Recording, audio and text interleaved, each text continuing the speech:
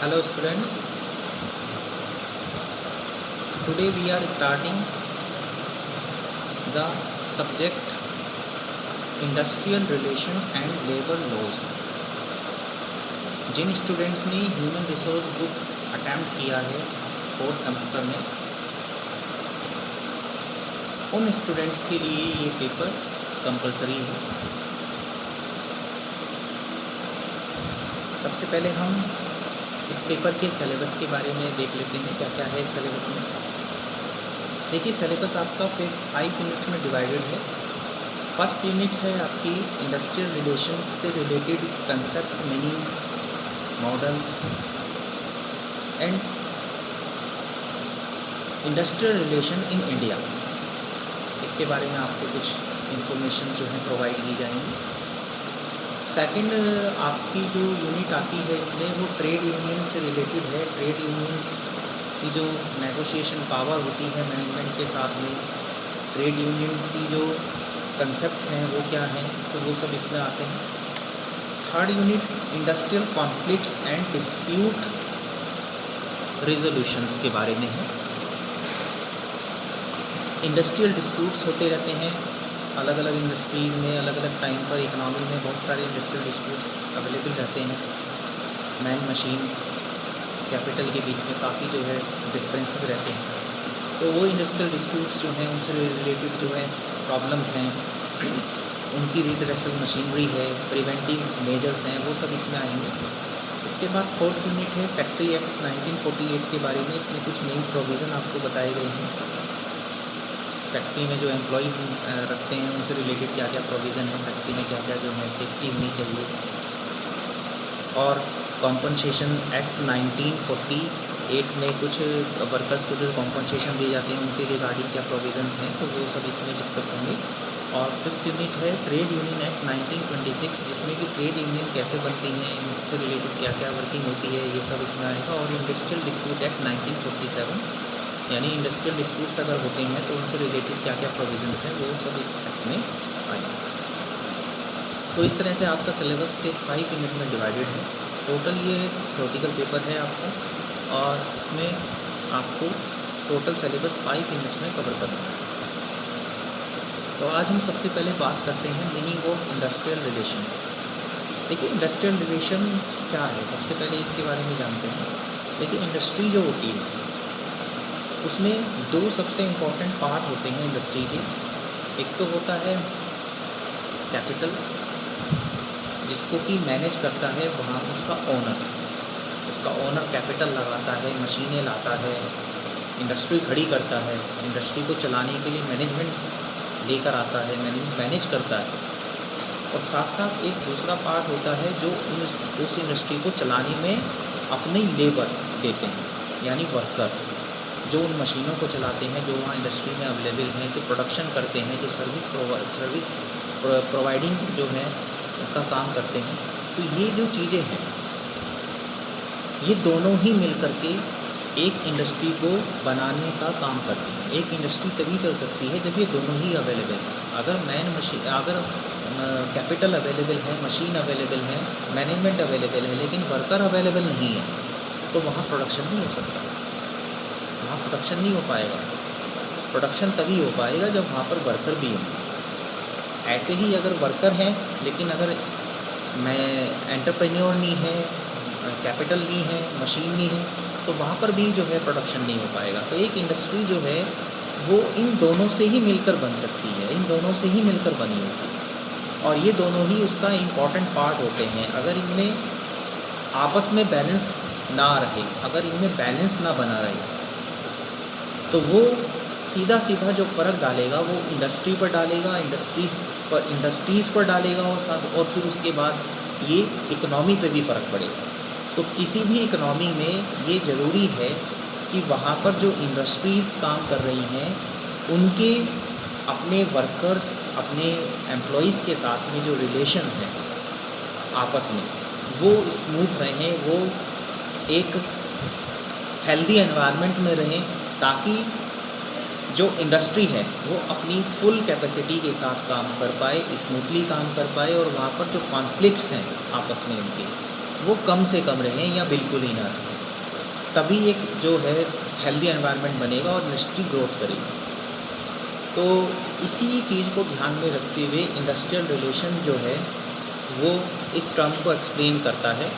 The term industrial relation explain the relationship between employees and the management which stem directly और indirectly from union employer relationship. एक तरह से industrial relation ये define करता है कि जो इंडस्ट्री में काम करने वाले वर्कर हैं, एम्प्लॉइज़ हैं और जो वहाँ का मैनेजमेंट है, उनके बीच के आपस के रिलेशन कैसे हैं और उनमें आपस में जो वर्किंग एनवायरनमेंट है वो कैसा है। इंडस्ट्रियल रिलेशन में be defined as the relation and interaction in the industry particularly between the labour and management as a result of their composite attitude and approaches in regard to the management of the affairs of the industry for the betterment of not only the management and the worker but also of the industry। Industrial relation केवल management की betterment के लिए या workers की betterment के लिए नहीं बात बताता है, या ये नहीं बताता है कि मैनेजमेंट और वर्कर्स में क्या रिलेशन होना चाहिए। ये ना केवल उस इंडस्ट्री की बात करता है बल्कि ये पूरी इकनॉमी में जितनी भी इंडस्ट्रीज़ काम कर रही हैं उन सबसे रिलेटेड बातों को भी डिफ़ाइन करता है। यानी उनको भी अपने ये बताता है कि इंडस्ट्री जो जितनी भी हैं अगर वो अच्छे तरीके से रन कर रही हैं, वहाँ पर वर्कर्स और मैनेजमेंट के बीच में रिलेशनशिप जो है बेटर हैं, पॉजिटिव एटीट्यूड में चल रहे हैं, तो वहाँ पर जो एनवायरनमेंट होगा, इकोनॉमिकल एनवायरनमेंट होगा, वो ज़्यादा डेवलपिंग होगा और ज़्यादा वहाँ पर इंडस्ट्री ग्रोथ करेगी और इससे पूरी इकनॉमी को बेनिफिट मिलता है, पूरी इकनॉमी ग्रोथ करती है। इसके बाद आती है definition of industrial relation. According to the Bethel and other, industrial relation is the part of management which is concern with the man power of the enterprise whether machine operator, skilled worker और manager. देखिए, इनका कहना ये है कि industrial relation जो है वो मैनेजमेंट का एक पार्ट है, क्योंकि मैनेजमेंट का काम होता है कि अपने वर्कर्स को वो काम बताएं और उनसे काम लें, प्रोडक्शन लें, ताकि फिर कंपनी का या इंडस्ट्री का जो है ग्रोथ किया जा सके, उसको जो है चलाया जा सके। तो वहाँ पर जो काम करने वाली मैन पावर होती है, चाहे उसमें मशीन ऑपरेटर है, स्किल्ड वर्कर हैं या मैनेजर हैं, ये सब जो हैं जो डील किए जाते हैं, ये सब इनके साथ में डील करना होता है मैनेजमेंट को। तो इनके जो आपस के जो रिलेशन है इंडस्ट्रियल रिलेशन कहलाते हैं। According to the Agnihotri, the term industrial relation explain the relationship between employees and management which stem directly और indirectly from union employer relationship. ये डायरेक्टली और इनडायरेक्टली जो है यूनियन और एम्प्लॉयर रिलेशनशिप को डिफ़ाइन करते हैं कि उस इंडस्ट्री में, उस पर्टिकुलर इंडस्ट्री में या उस जगह पर यूनियन और एम्प्लॉयर रिलेशनशिप कैसा चल रहा है।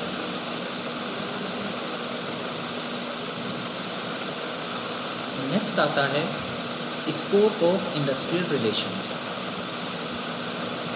फर्स्ट इसमें आता है relationship among employees between employees and their superiors और मैनेजर्स। देखिए, सबसे पहले रिलेशनशिप एम्प्लॉइज़ और उनके सुपीरियर्स के बीच में क्या है, ये जो है इंडस्ट्रियल रिलेशंस में आता है। दूसरा सेकंड नंबर पर आता है collective relations between trade unions and management. It is called union management relationship. देखिए, ट्रेड यूनियन क्या होती है, जब वर्कर्स मिलकर के आपस में एक ग्रुप बना लेते हैं और उस ग्रुप में उनका एक लीडर हो जाता है, या कई सारे लोग मिलकर के एक कमेटी बना लेते हैं, उनमें से एक लीडर हो जाता है उनमें, जो सभी वर्कर्स का रिप्रेजेंटेटिव होता है।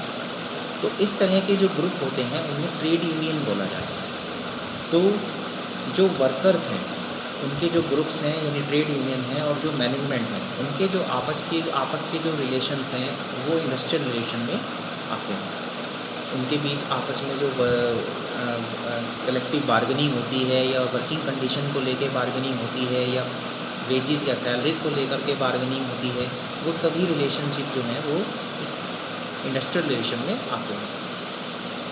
थर्ड है collective relations among trade unions, employer association and government. ऐसे ही ट्रेड यूनियंस के एम्प्लॉयर्स की एसोसिएशंस के साथ में या एम्प्लॉयर्स की भी कोई यूनियन हो उनके साथ में, या सीधा गवर्नमेंट के साथ में जो रिलेशंस होते हैं, जो उनके बीच के जो नेगोशिएशंस होते हैं, वो सभी इंडस्ट्रियल रिलेशन में आते हैं। एंड डी है इसका, it include the establishment and maintenance of good personal relation in the industry, ensuring manpower development, establishing a closer contact between persons connected with the industry, and that the between management and the worker। Industrial relation में ना केवल जो है आपसी relations ही count होते हैं, बल्कि एक गुड एंड हेल्दी एनवायरनमेंट जो है वो कैसे जो है इंडस्ट्री में बनाया जाए, जिसके लिए कि मैन पावर डेवलपमेंट कैसे की जाए, इस्टेब्लिशिंग ए क्लोज़र कॉन्टैक्ट, अपने वर्कर्स के साथ में जो जो क्लोज़र कॉन्टैक्ट हैं वो कैसे जो है डेवलप किए जाएं between the person contacted and the industry, and that between the management and the worker. और मैनेजमेंट और वर्कर के बीच में जो होने वाली खींचतान है, जो आपसी उनके जो है कॉन्फ्लिक्ट हैं, उनको दूर करके वहाँ एक हेल्दी एनवायरनमेंट कैसे बनाया जाए, ये सब जो है इंडस्ट्रियल रिलेशन का पार्ट होता है।